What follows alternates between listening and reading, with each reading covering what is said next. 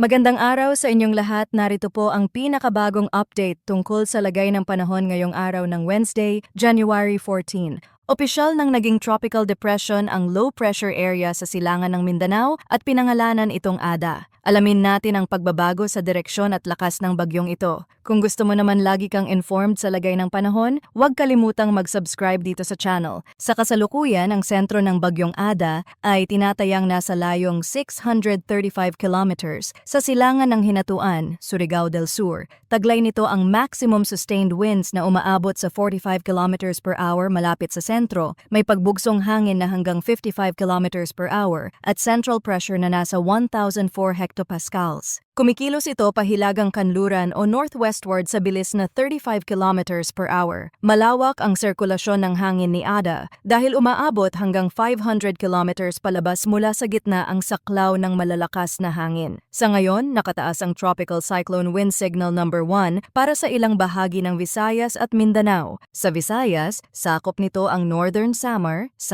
at Eastern Samar. Sa Mindanao naman, kasama ang Dinagat Islands, Surigao del Norte at Surigao del Sur. Ibig sabihin ng signal number 1 ay may banta ng malalakas na hangin sa loob ng 36 hours, karaniwang nasa hanay ng 39 hanggang 61 kilometers per hour na maaaring magdala ng minimal hanggang minor na epekto sa buhay at ari-arian. Naglabas na rin ng heavy rainfall warning ang Pag-asa dahil sa epekto ng bagyo. Ngayong araw, posibleng makaranas ng 50 hanggang 100 millimeters na pag-ulan sa Eastern Samar, Dinagat Islands, Surigao del Norte at Surigao del Sur. Bukas mas lalalim ang ulan sa hilagang bahagi ng Samar. Posibleng makaranas ito ng 100 hanggang 200 millimeters para sa Northern Samar at Eastern Samar. Sa kaparehong araw at oras, nasa 50 hanggang 100 millimeters naman ang posibleng maranasang pag-ulan sa Catanduanes, Sorsogon, Samar, Biliran, Leyte, Southern Leyte, Dinagat Islands at Surigao del Norte. Sa Sabado, inaasahang aabot sa 100 hanggang 200 millimeters ang pwedeng ibuhos sa Catanduanes, Albay, Sorsogon, Northern Samar